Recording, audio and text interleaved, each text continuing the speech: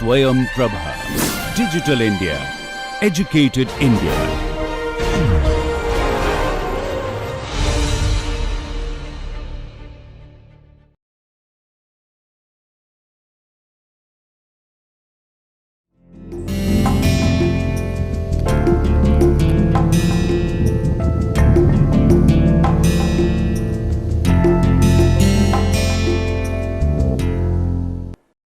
Today's lecture will be about theatre. So, theatre is also one of the popular culture forms which is widely appreciated, and this can also be studied from an anthropological perspective, though very few people have actually studied what we understand to be theatrical forms or forms of theatre.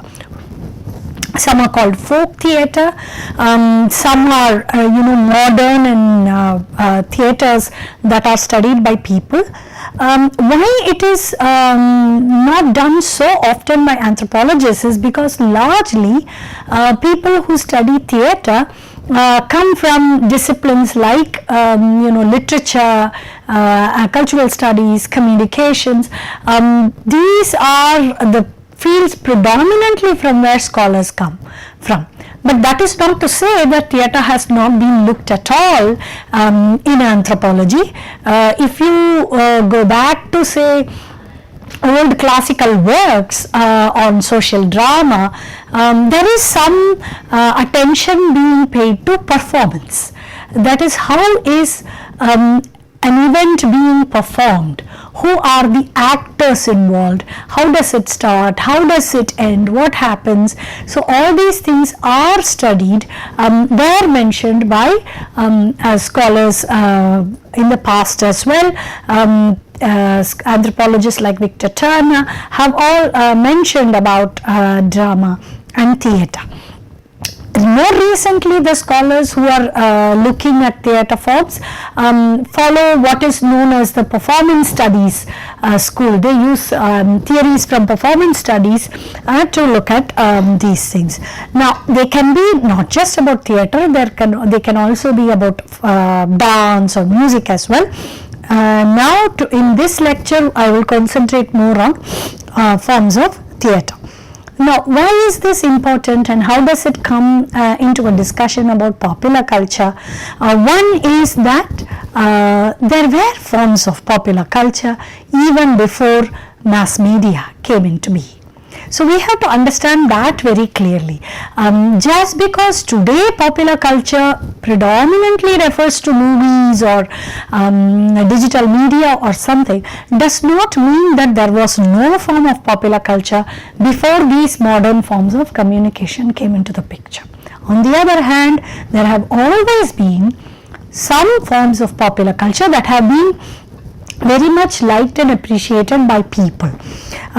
So, these scholars who are looking at forms of popular culture are also looking at some kind of continuum from pre-modern forms of popular culture to modern forms of popular culture. So, there is a connection in their research as well. So, one factor we have to remember is that popular culture does not begin with studies of cinema. There have been forms of popular culture or even the printing press. These forms have existed even before. Now, what we mean by theatre? Now, this is something that we have to understand a bit clearly, because in India, when we say theatre, we refer to that space, geographical space and the sort of architectural space in which movies are screened. So, we will say I am going to a movie theatre, for example. Now, in many parts of the world and even within India amongst many people, theatre refers to what is otherwise known as drama. Now, drama can be on television also, and drama can be played live on stage as well. So, what is referred to as theatre in this discussion and largely in literature also is are performances which are performed live in front of an audience on a stage or somewhere. Even without a stage, some performances are live and performed to the audience.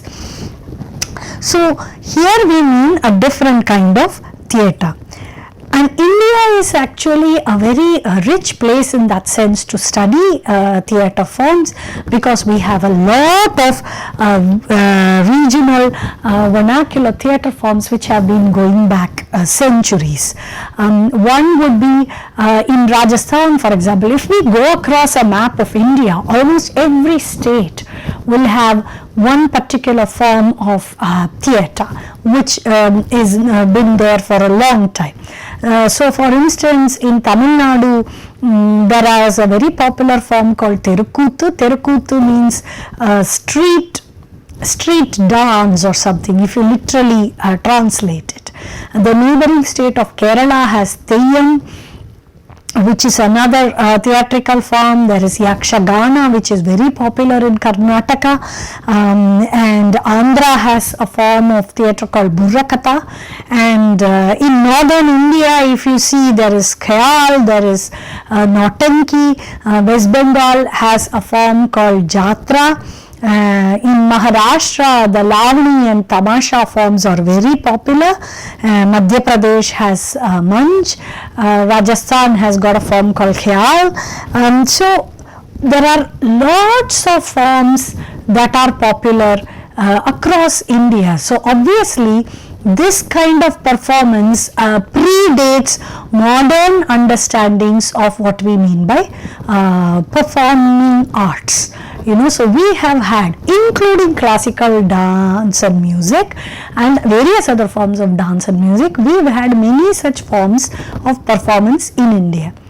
Now, when it comes to social sciences and particularly anthropology, the 2 or 3 main scholars who have studied this include Catherine Hansen, who has done a very thorough study of Nautanki theatre, which is very well known in northern parts of India. Her book is called Grounds for Play, the Nautanki Theatre of North India. And she studied this through the 80s and 90s. So she came into studying Hindi literature, and from Hindi literature she moved into looking at these kind of traditional forms, and that is how she did her work. Now, in her book, she argues that she sees performances such as Nautanki as a form of communication. What is popular culture essentially about? Popular culture is about communication. Movies, what are they trying to do? They are trying to communicate to us. Cinema is a communication tool, so is television, so is advertising, so are all the forms of digital media. And she argues that the same form of communication was what these theatrical forms were concerned about. They communicated to the people the most important events or points at that particular period of time. So this is just also about communication, as is any other form of popular culture. So ideas about a society are reflected and discussed on through these forms, and she defines communication as a symbolic process where reality is produced, maintained, repaired and transformed. So she refers to anthropological definitions of performance and communication as such. So what do we mean? Let's try to understand these terms. Okay. So what do we mean when we say reality is produced? What that means is it doesn't exist a priori. It is not just there sitting there for us to go and discover it. It is what we produce while we are in conversation with others through communication. So in fact, reality is produced for people then to talk about it, then it is transformed, it is changed, or it is maintained as such. It does not go unchanged. It doesn't stay in a static form forever and ever. Obviously, because people are involved, while people are communicating, these forms undergo change, which is why even though all of these various popular culture forms of performing that I mentioned exist in India, each one of them is different from the other because they are responding to their particular cultural milieu. So each one will have its own topical issues which resonate with the people in that region, which may not resonate in another region. So for her, communication is just a process through which we are constructing our own realities of what the world is or what the world should be, what we want it to be. And therefore, it is very important for us to look at theatre forms like Nautanki also in order to understand communication. Communication is not just about television or radio. Communication is also these forms. But what do these forms tell us if we pay attention to history? So that is another factor that Hansen mentions way up front in the introduction itself. She says that we should not study any art form in a time capsule format. You just don't look at it only at that particular point of time. You have to see how it evolved, how it changed, and why it changed, what made this form change from where it began. And she does that in her work. So in anthropological studies of popular culture, as with anything else, history has to be paid very close attention. So how does she do it? She does the usual, follows the anthropological method of interviewing artists. A lot of them who had been practicing, and at the point of her interview she says that a lot of them said that they were now retired.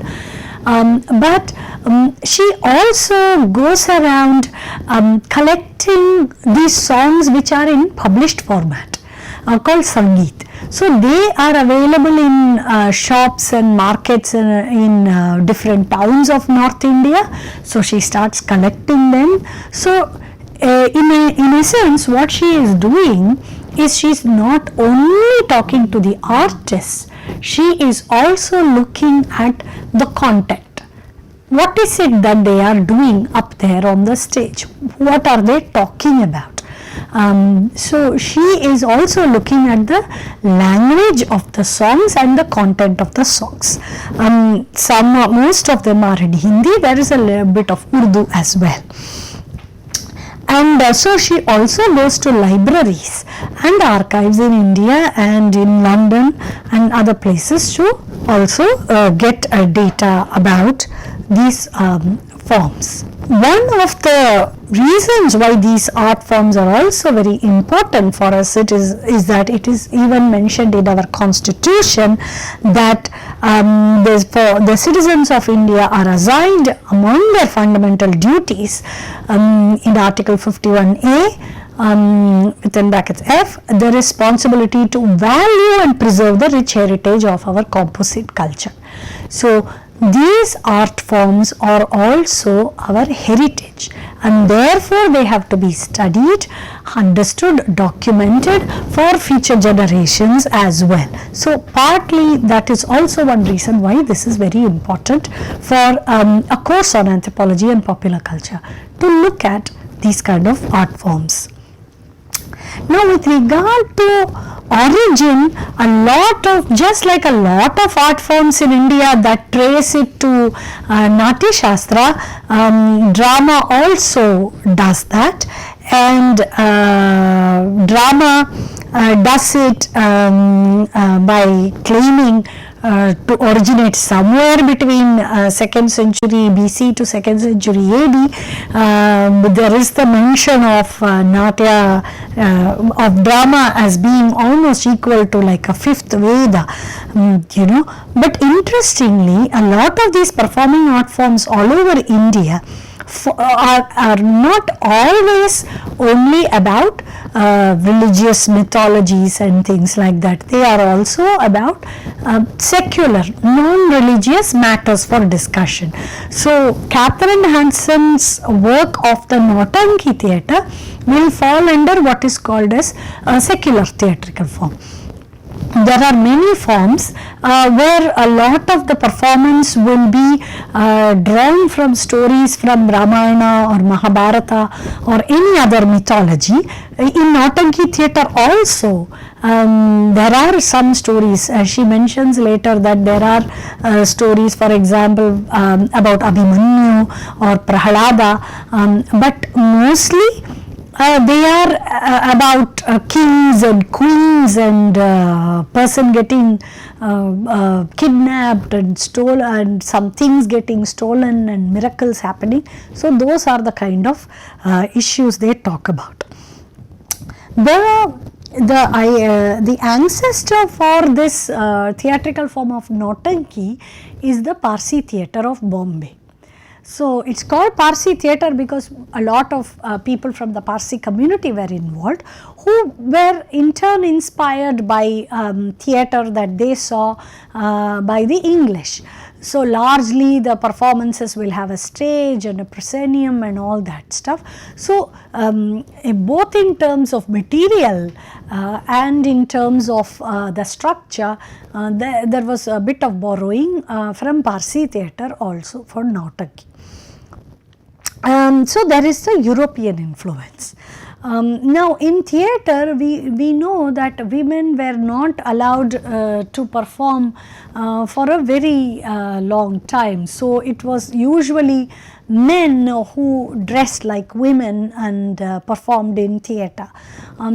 It is believed that somewhere towards the end of the 19th century this changed in Bombay, and women began to come into theatre as well. Nautanki drama draws from this Parsi theatre tradition, and therefore a lot of the contents, like I said before, are in Hindi. A lot of it is also in Urdu.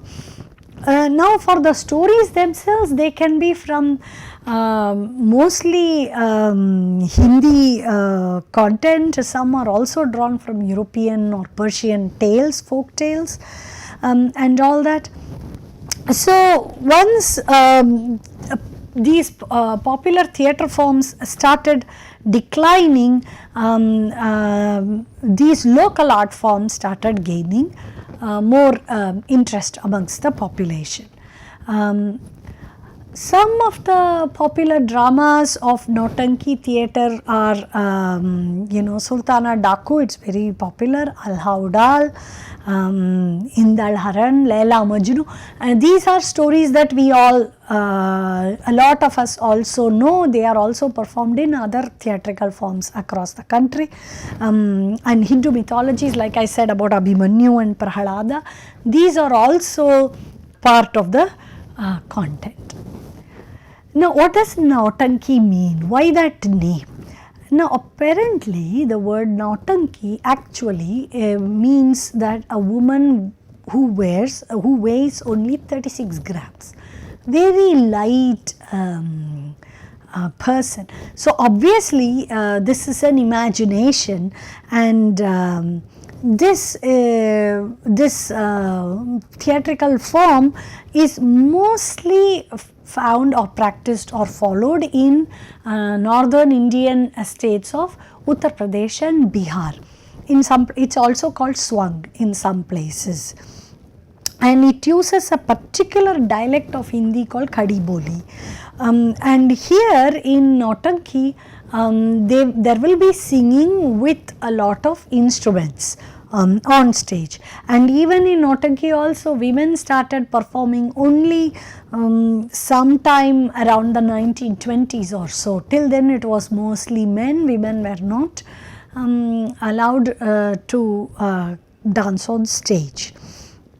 Some of us may recognize the depiction of this dance form from the movie Teesri Kasam, which was acted by Raj Kapoor, the famous Hindi actor Raj Kapoor, and Wahida Rehman, where Wahida Rehman plays the role of a woman in the Nautanki theatre.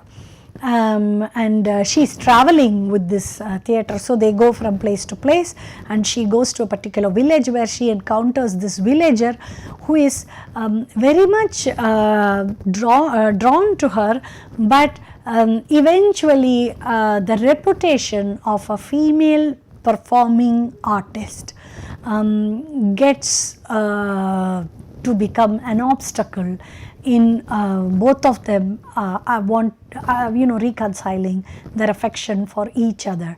So, and this movie, The Third Vow, as the title is translated, is drawn from a novel by a writer called Phanishwarnath Renu, a very famous writer in Hindi literature. And this novel talks a lot about the location of Nautanki theatre in the context in North India, and though the focus is on love and romance, it was also sort of documenting the relationship between women in the theatrical form, in these forms of art, and the way society looks at them, and the relationships these women are able to afford in their real lives, and also how people look at gender and performance. So, in also the anthropological works on theatre forms, one theme consistently running through, we will look at 2 or 3 other forms as well, is gender.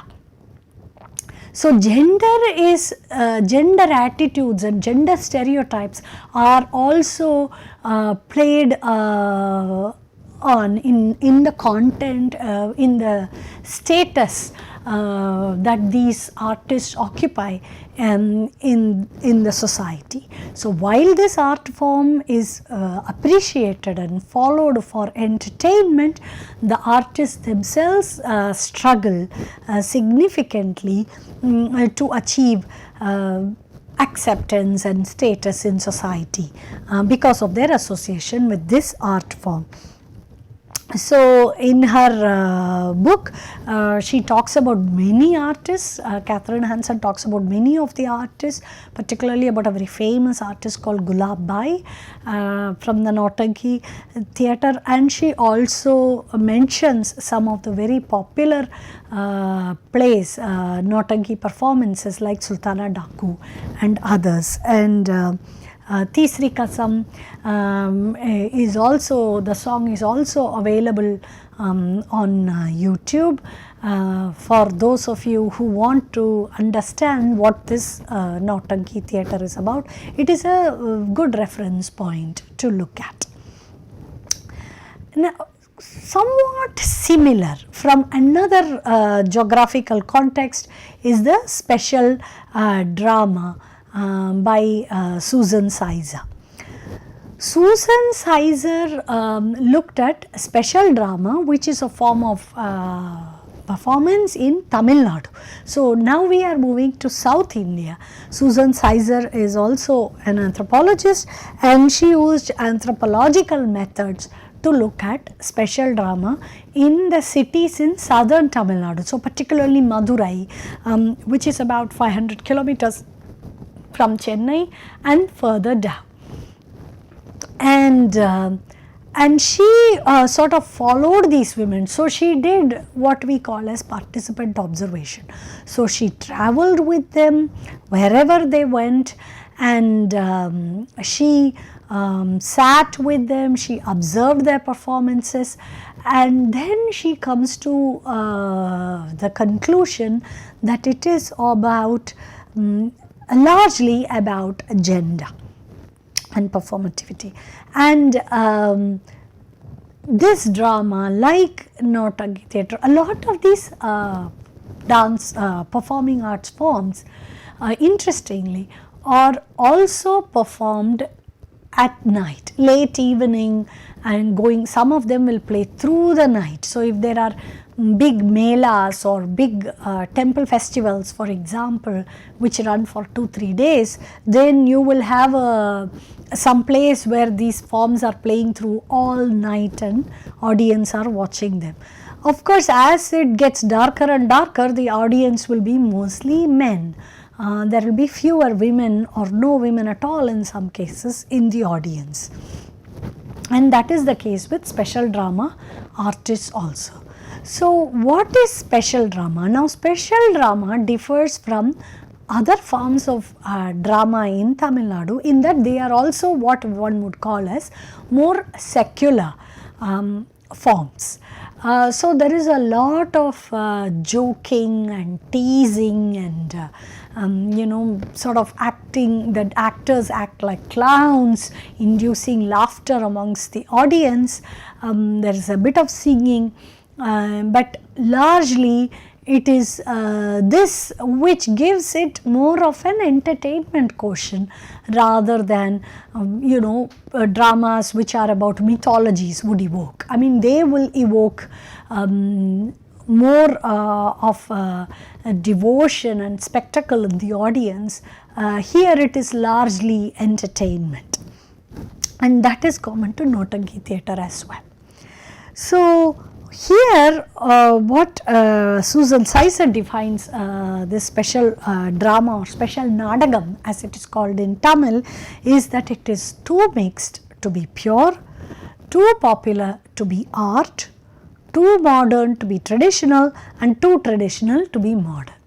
So, as you can see, there is no one way to actually define this art form. For some people it is too modern and for some people it is too traditional. So, because it is neither here nor there, these kind of art forms are also hard to classify and therefore sometimes difficult in terms of attracting patronage. So, over a period of time they also lose their value in the minds of people, in the sense that there are other art forms which will call themselves classical or which will call themselves folk, which have their own patrons and audiences, whereas here the audiences are much more fluid in a way. Now, this special drama started in Tamil Nadu in about 1890s, so later half of the 19th century, more found in southern than in northern parts of Tamil Nadu. Usually sponsors would be private individuals, and usually these forms will also be held in and around temple festivals, so that they can attract a bigger audience. There are, unlike other drama companies, if we look at say history of, for example, cinema in Tamil Nadu, there is a very clear connection between lot of what are called drama companies and how these drama companies not seamlessly but with some interesting experiences accommodated and transformed themselves when cinema came into the picture. But these special drama kind of performances are not done through companies. There are not many troupes. These are a few groups of individuals who come together and who will do these performances. Usually there are no rehearsals, there isn't a director who is directing the play. So, this is very different in methodology, in its structure, in its way of performance from what we understand today as modern theatre. Where there is the plays are adapted from literature, and there is a director, somebody who writes the play, someone who writes the play and someone who produces it, and then there are sponsors and they employ people who are on their payroll and they go around the country performing. This is not one of those. Special Nadagam is where these people just come together and they just perform. Another interesting thing that Susan Sizer mentions is also about how these artists even get bookings done. So how do the women join such a art form even? It turns out that largely at the time of her research at least, a lot of the bookings were done by men only. Women did not go directly to book dates for their performance. So a man would go into, there are these places where bookings can be done. So the men would go, and largely women artists are well known and seen as key to drawing audiences. So word would spread about who the famous artist is, and people will go and look at a calendar and see which dates are free and will book the artist and her and then the manager, so to speak, the male who goes to book will then coordinate everything. So while women are in the performance, it is largely men who direct what is going on, in the sense that these women cannot themselves book performances. And so, you know, there are all these posters that you will find in Susan Sizer's book, where she talks about various kinds of drama which used to happen before and which then gives way to special drama in that part of Tamil Nadu. Now, one thing is that women are seen as the people in charge of transmitting culture.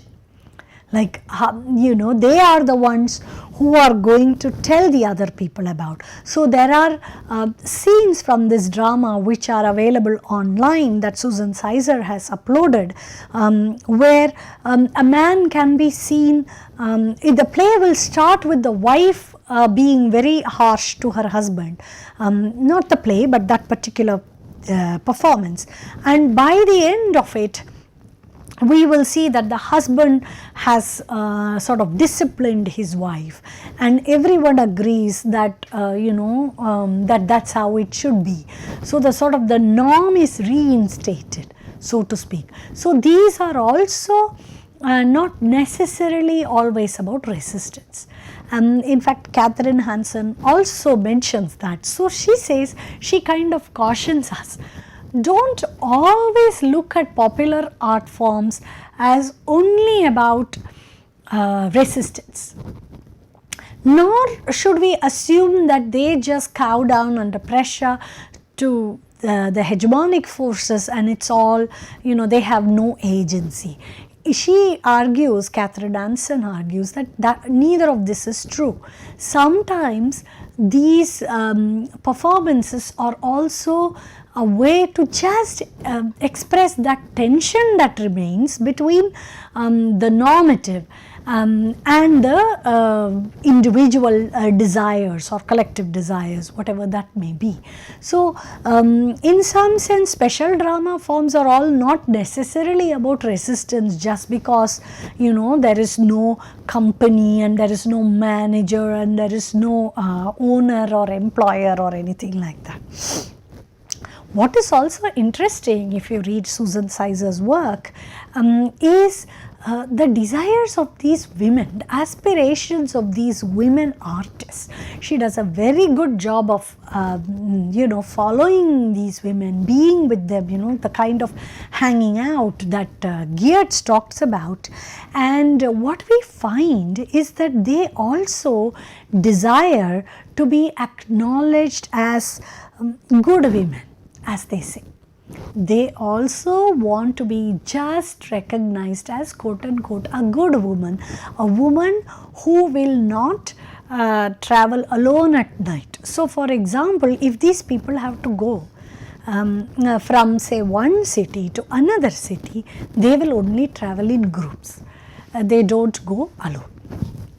they will always be very clear about the spaces where they have to dress and apply makeup for a performance. The women, like I mentioned before, do not go to book the dates. Someone else, a male, usually goes and does that. So in some sense, they also feel that they need to conform to societal norms about the good woman. And it is more difficult for them because they are also women who are performing women. They are also out there on the stage performing largely to a male audience. So this complicates the picture even more for them. So she kind of documents some of these women's lives, and we will find that a lot of them are indeed married because that is what they desire. And in many cases they are also married to men who are already married. So there is that kind of search for respectability that she talks about. And another thing that she covers in this work is also about caste and performance, which kind of art forms are performed by who and how, and that also is a very interesting thing to observe. What has also happened more recently is the withdrawal of patronage to these art forms, and of course when Susan Sizer conducted her research, the digital media was not in the picture. So one can only imagine what kind of challenging circumstances these people must be dealing with now today, because there are multiple ways in which people can get entertainment. Why go to only this performance? And also the sort of feminization of the arts, she talks about, and its connection to status. So largely a lot of her work has a lot of parallels with Catherine Hanson's work in looking at the kind of the place that women occupy in that performing art form, and also about the larger discussions on gender and the normative in these art forms through the plays and performances they put out. Closer to home, one scholar who looked at performing art form is Professor Rowena Robinson, and she looked at a form prevalent in Goa, popular in Goa, called theatre, and it also has more amateur actors. That is, there is no organized company which employs these actors on a payroll. They are all there just for the love of performance, and they sort of come together, perform, and then go back to their regular day jobs. And in Goa as well, interestingly, so we have already seen one art form from North India, UP, Bihar. We have seen another art form from Tamil Nadu, which is in South India, and then we go to Western India, and the art form that Rowena Robinson looks at also is predominantly occupied with issues of gender, family, duties of family members to each other. These are the main topics of theatre in Goa. However, in addition, and this is also more of a secular art form like special drama and Nautanki, but in addition, where Nautanki and special drama are more confined, if one may say so, about their focus on entertainment, in theatre in Goa, the issues are a little more than just about family and gender dynamics. They also talk about, for example, the impact of tourism on Goa. So we all know that tourism is a very important aspect for the state of Goa. It brings an enormous revenue, but for the people that live there, it is also what causes, for example, increase in price of commodities like bread or vegetables or something like that. So for the people that live in Goa, who go to these theatre performances, it is also the theatre where they talk about effect of tourism on Goa or migration. Huge amount of migration by young men from Goa to places outside, to the Gulf countries or elsewhere, and that is also talked about. So in an article, Robinson looks at the content of several plays that are performed through this theatre, and the conclusions she draws are about focus on family, but also about migration, also about tourism, also about the language, Konkani. And the difference between the older generation and the younger generation in their attitude to the native language spoken in that part of India, in that state. So one thing is modernity. So therefore these theatre forms here in the Goa theatre form, at least, issues are more about concerns with modernity and what it is doing to the life as they knew it in Goa. Men leaving means that women are staying behind and women are managing, and while the patrilineal and the patriarchal norm is reinforced through these plays, in reality it is also very challenging for the women to keep it up, while also simultaneously managing all the things that men used to do before. So in some ways it is an extremely challenging environment for women, which is captured by these forms, by these plays, but not necessarily resolved, so to speak. Because a lot of people are finding ways to deal with this kind of change in society.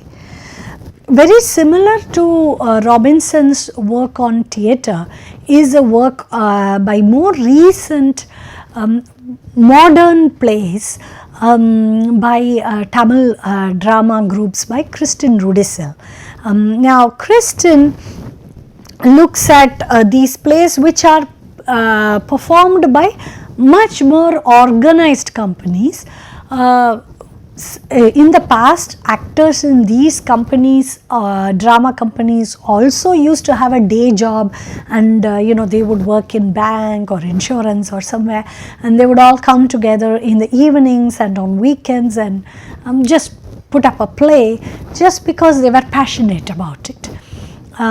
But later on, some of them became very successful and had their own companies, and had some artists who were regular, which means who were paid and performed only for this company and not for another company. And each of these companies are also very clearly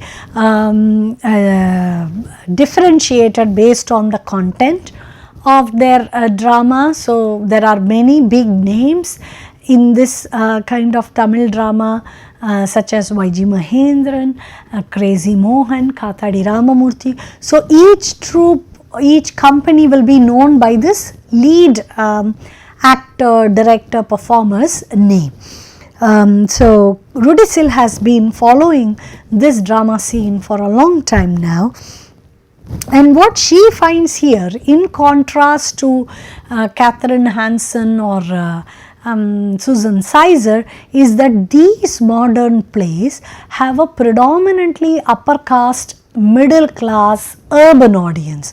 So while Nautanki and special drama and even the Goan theatre form is performed. Goan theatre is performed both in cities as well as in the villages, whereas special drama would be mostly in the smaller towns and villages in and around Madurai.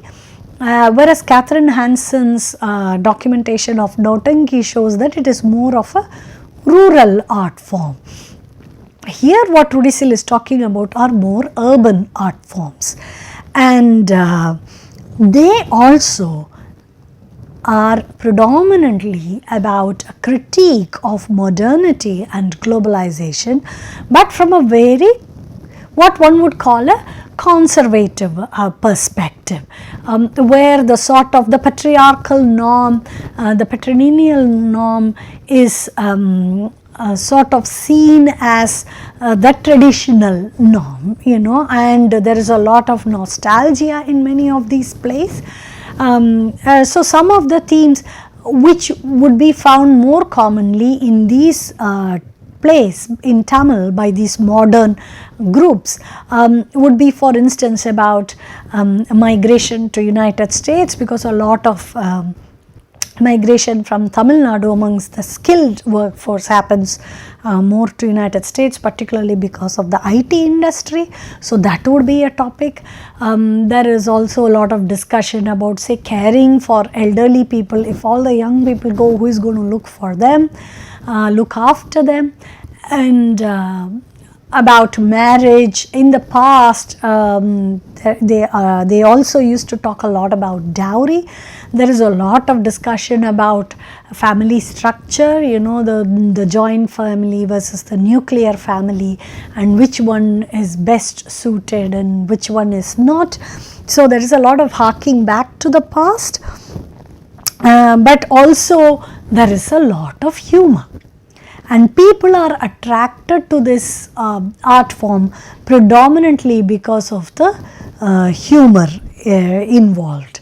That it is so funny brings a lot of people to these performances. These artists also go abroad and perform in the gatherings of the communities settled in US and other places. For example, in Singapore or Malaysia, where there are huge Tamil diaspora present, these companies are also seen to be traveling and performing, and that is not something we see very much with special drama or Nautanki theatre, for example. So, in conclusion, what is the point of these performing art forms?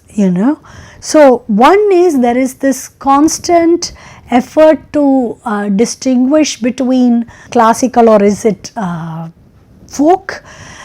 So trying to classify is one thing, but is this classification a continuum or a hierarchy? That is one question.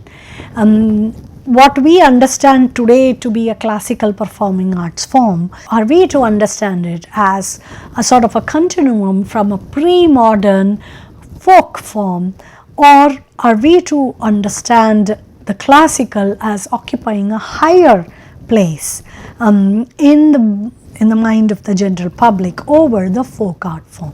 So then classification of art forms is one topic, which is always a dilemma that popular culture forms have to confront all the time. Another one is the status of the artists themselves in the social hierarchy. Where do these people come in our understanding of social hierarchy? And oftentimes we find many such studies, like I said, have been done on many art forms across the country, and oftentimes we find that the ones that are classified as folk, the ones that are more rural based, are also performed by people coming from lower socio-economic backgrounds. Now whether the background of the artists render the art form lower in social hierarchy or vice versa, this is also a question to ponder about, and scholars would argue that there is a very close connection between the two. Another one is also about art forms which are not so much about performance, that is, art forms where there is not so much movement of the body, whereas for example singing, as opposed to art forms where we have artists performing, moving, walking up and down, doing something. Now, the other question that the artists themselves are also focused on, and through the art form a society articulates, is the notion of respectability. What is respectable behavior? How should a woman behave? What should a family be like? What is the responsibility of children towards parents, or wives towards husbands, or a daughter-in-law to her husband's family? So, and what will make it more respectable? So, this respectability is a very important topic that all of these forms tell us we should look at. Another point, an obvious point, is about gendering of performance. Performance is not neutral, it does depend on who is performing, whether it is a man or a woman who is performing, makes a huge difference. And so we also have to not just look at an art form as such, but also ask more closer questions. Who is the audience? What is the space where the art form is being performed? What time it is being performed? All of these things come together to accord the status that the art form then occupies, goes on to occupy. It may not be a permanent, it is not fixed, it's not static, it goes up and down. So, Nautanki was once upon a time a very popular art form, not so much now perhaps, or special drama might be finding it more difficult to survive in the midst of occupation with cinema and television and digital media in a state like Tamil Nadu. So, we also have to look at what lends these art forms more respectability, and and all audience and spaces of performance also add to that. Another question that we have to ask is, what is regained through these art forms and what is getting lost? What did we have before that we don't have now? And what is it that we have now that we did not have before? And this is not a question which is only related to performing arts. This is a question that we will have to constantly ask ourselves as we look at popular culture as an arena of study. And lastly, also about performing as arts as a site of resistance. Anthropological insight would tell us to be much more careful in looking at these art forms as only sites of resistance. We should also look at them as sites of tension rather than resistant. These are spaces where the tension is articulated between, say, the younger generation and the older generation, or between women who want to go to work versus women who want to not want to work, stay at home, young people who want to go abroad versus the parents who want them to stay behind and look after them. So, there is a lot of tension that is going on which is reflected in these art forms. So, looking at them as only sites of resistance might mislead us in some sense.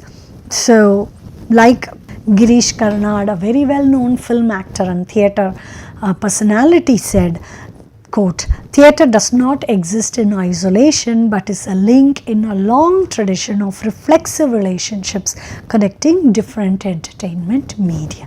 So, it is also not correct to see theatre in isolation.